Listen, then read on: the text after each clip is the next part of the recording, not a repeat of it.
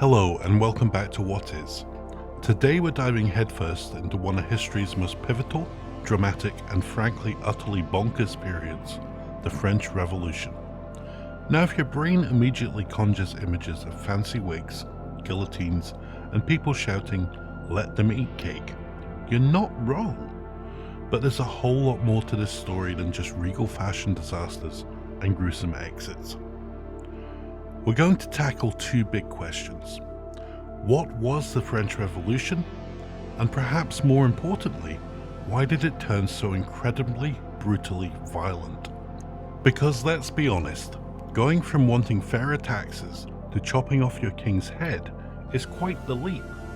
So grab a baguette, maybe a very strong cup of coffee, and let's unravel this tale of liberty, equality, fraternity, and a whole lot of blood.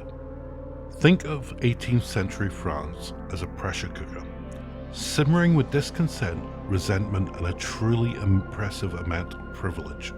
At the very top, you had the Ancien Régime, the old order. And it was old, alright, and also profoundly unfair. French society was rigidly divided into three estates. The first estate was the clergy. These were the bishops, priests, and monks. They owned vast tracts of land, paid almost no taxes, and exerted significant influence over people's lives, living the good life, essentially, while preaching piety. Then came the second estate, the nobility. Dukes, counts, barons, and everyone with a fancy title and an even fancier estate. Like the clergy, they held immense wealth, inherited privileges, and were largely exempt from taxes. They also got to wear powdered wigs and generally look down their noses at everyone else. Imagine being born into a life where your only job was to be incredibly rich and occasionally throw a lavish party. Sounds exhausting for everyone else. Now for the third estate. This was, as the French would say, tout le monde, everyone else. From the wealthiest merchants and lawyers, known as the bourgeoisie, who were starting to get really quite rich but still lacked political power, all the way down to the peasants, who made up the vast majority of the population. These were the farmers, the labourers, the shopkeepers, the factory workers, basically anyone who actually did anything. And guess what? They paid almost all the taxes, had zero say in how the country was run, and regularly faced starvation. So to recap, two tiny groups, about 2% of the population, owned most of the land, paid no taxes, and lived in luxury. The remaining 98% paid for everything else, had no power, and often struggled to eat.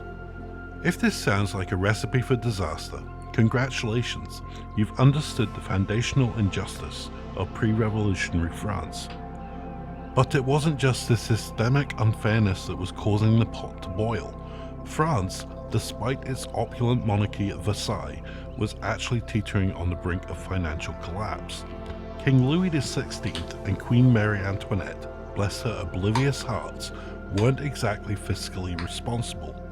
They inherited a mountain of debt from previous wars and then generously decided to add to it by funding the American Revolution. A rather ironic move when you think about it. France essentially helped American colonialists overthrow their monarchy, only to come home and find its own people wondering why they couldn't be free.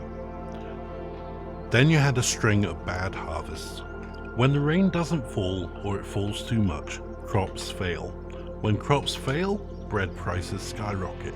And when bread, the staple food of the poor, becomes unaffordable, well, people get really, really angry. Imagine a world where your daily survival literally depends on the price of a loaf of bread. And suddenly, that loaf costs your entire day's wage. That frustration, that hunger, that's a powerful motivator. And while people were starving and the treasury was empty, what was happening at Versailles?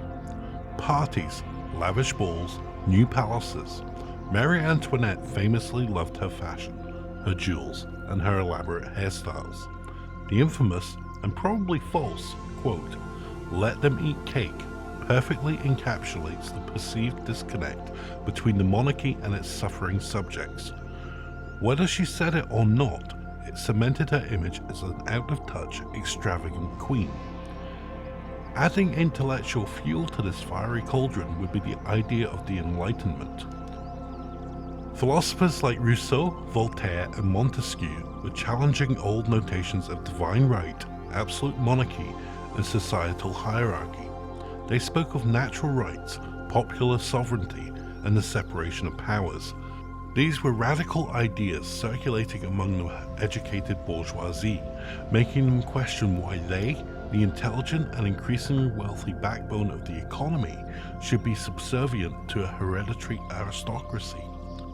They were in essence asking, why exactly is that guy king? Just because his dad was? Alright, so the stage is now set. Financial ruin, social inequality, intellectual awakening, and a population that is both hungry and fed up. Something had to give. And it did in 1789. King Louis XVI, desperate to solve the financial crisis, decided to do something that hadn't been done in 175 years. He called the Estates General. This was an assembly where representatives from all three estates would meet. Louis hoped they'd rubber stamp new taxes, especially on privileged classes, because, fairness. But he made a crucial mistake. He allowed the Third Estate to have as many representatives as the other two combined. Here's the catch. Traditionally, each estate voted as a bloc, so the First and Second Estates would always outvote the Third, 2-1. The Third Estate, having read all those Enlightenment pamphlets, demanded that voting be by head, meaning each representative's vote counted equally. The king stalled because, well, that would mean giving the commoners actual power. Fed up with the deadlock, on June 20th, 1789, the representatives of the Third Estate, joined by some sympathetic clergy and nobility, marched to a nearby indoor tennis court. There, they swore the famous tennis court oath, vowing not to disperse until they had written a new constitution for France. This was the moment the Third Estate effectively declared itself the National Assembly, the true voice of the French people. Talk about a power move. From a stuffy meeting hall to a sweaty tennis court, the revolution was officially in motion. News of these events quickly reached Paris. The king, hesitant and indecisive, began gathering troops around the city. Parisians, already on edge due to high bread prices and rumors of royal oppression, grew fearful. They saw the troops, they heard the whispers, and they decided they needed to arm themselves. And this brings us to July 14th, 1789. The day that started with a search for weapons and ended with the storming of the Bastille. The Bastille was an old medieval fortress, a symbol of royal tyranny and a prison. On that day it held just 7 prisoners, none of whom were political dissidents, a couple of foreigners, some lunatics, and a deviant aristocrat. But its symbolic power was immense. The crowd stormed it, overwhelmed the guards, and symbolically struck a blow against Bourbon absolutism. The storming of the Bastille wasn't militarily significant, but it was psychologically monumental.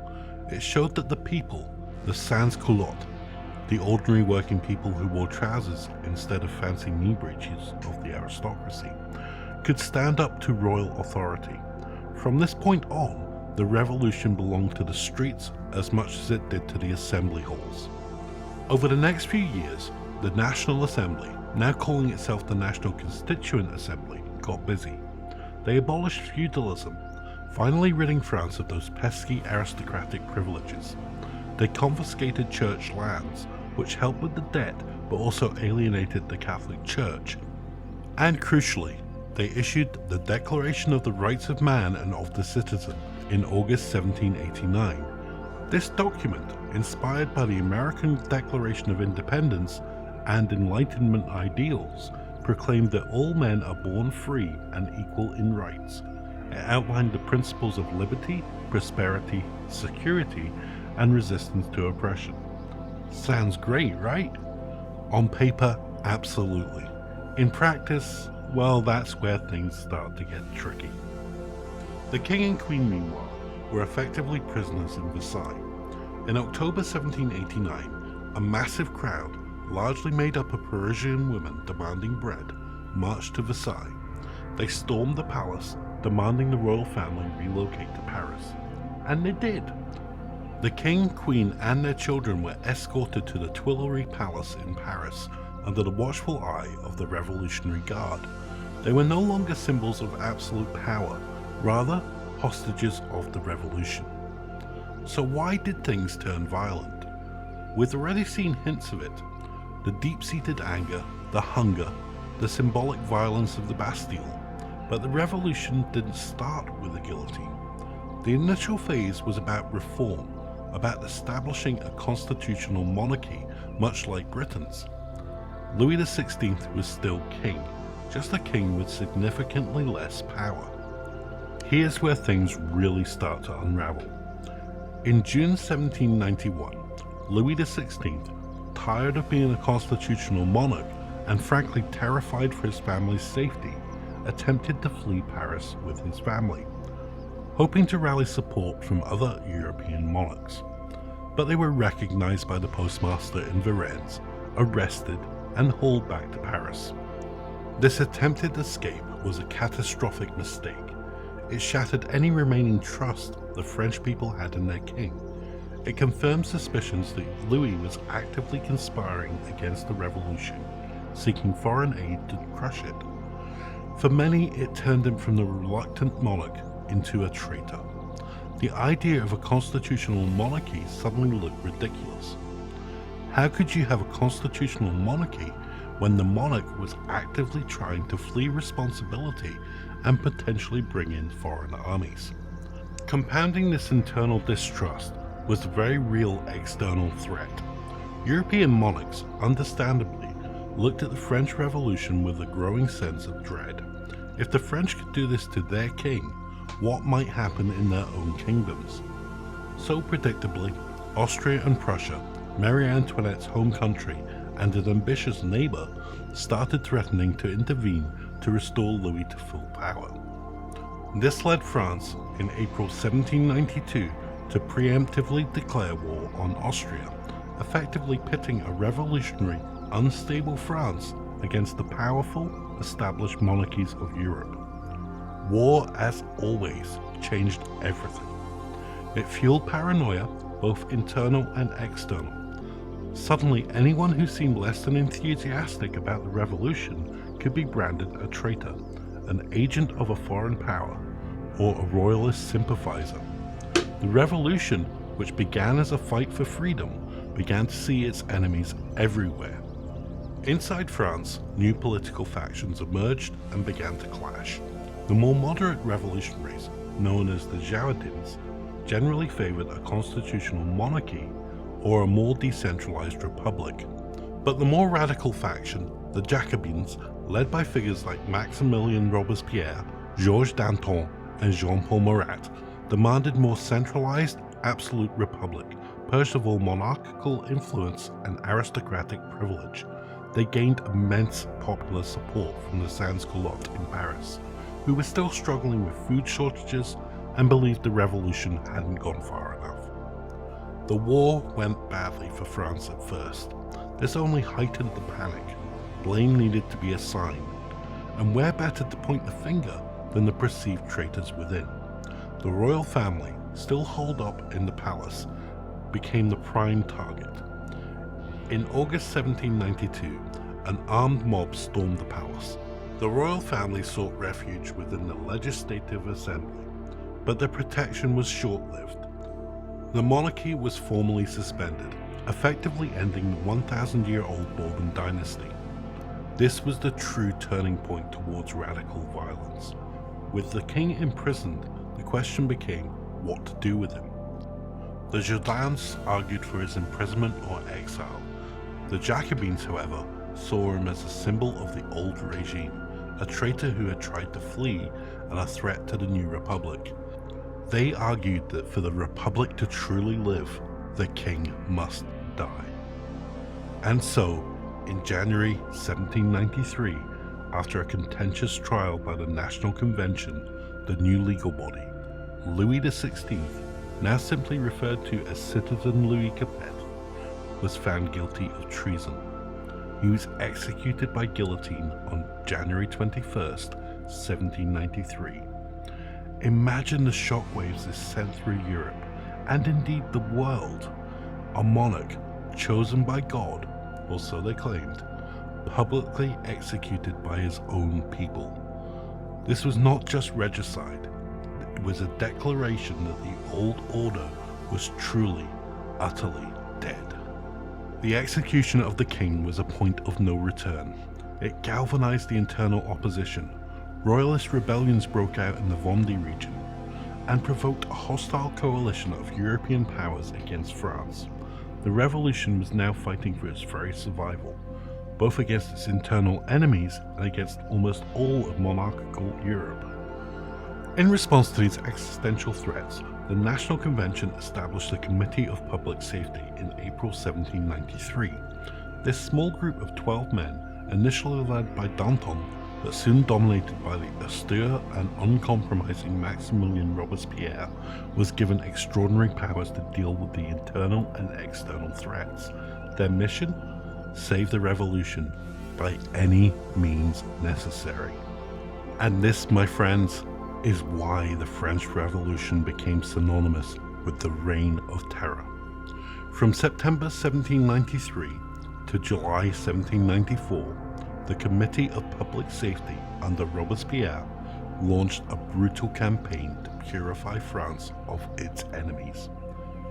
Terror is nothing other than justice, prompt, severe, inflexible, Robespierre famously declared. The logic was chillingly simple. If you weren't an enthusiastic supporter of the revolution, you were an enemy, and enemies of the revolution deserved to die. Revolutionary tribunals were set up, operating with frightening speed. Thousands were arrested on suspicion of being counter-revolutionaries, royalist sympathizers, or even just not being revolutionary enough. Due process was often a joke. A quick accusation, a perfunctory trial, and then off to the guillotine.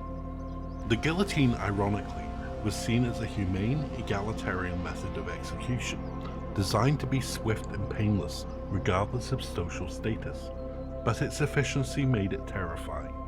Day after day, heads rolled in the Place de la Révolution, now the Place de la Concorde. It's estimated that around 17,000 people were officially guillotined during the terror, with many more dying in prisons or summary executions. Who suffered? Well, everyone. Nobles, clergy, bourgeoisie, peasants, even prominent revolutionaries, including Danton, who argued for moderation of the terror, found themselves on the chopping block. The revolution began to devour its own children. Paranoia reached fever pitch. Anyone could be denounced by anyone. Simply questioning the committee's authority, or even expressing insufficient revolutionary zeal, could lead to your arrest. The Jacobins, led by Robespierre, weren't just executing people. They were attempting to create a completely new society. They de-Christianized France, replacing religious holidays with revolutionary festivals. They even introduced a new calendar starting from the year 1 of the Republic. This wasn't just about political change, it was about total cultural and social reset, driven by a utopian vision that brooked no dissent. Robespierre even introduced the cult of the Supreme Being, a non-Christian state religion, with himself as its high priest. Because naturally, when you're saving the nation by killing thousands, you might as well invent a new religion. But even terror has its limits. As the external threat of invasion receded and the internal rebellions were largely suppressed, people began to question the necessity of Robespierre's relentless purges. The man who had sent so many to the guillotine eventually became a target himself. On July 27, 1794, the 9th of Thermidor by the revolutionary calendar, Robespierre and his closest allies were arrested. The following day, without trial, He and 21 of his associates were guillotined. The same blade that had ended thousands of lives ended the architect of the terror. This event marked the end of the radical phase of the revolution, known as the Thermidorian reaction. France, exhausted by the bloodshed and the constant fear, swung hard in the opposite direction. Revolutionary zeal was replaced by a desire for stability and a return to normalcy. The Committee of Public Safety was dismantled. The Jacobin clubs were closed, and many of the surviving Jourdans and Royalists were pardoned. A new government, the Directory, was established in 1795. It was a 5-man executive that tried to find a middle ground between royalism and radicalism.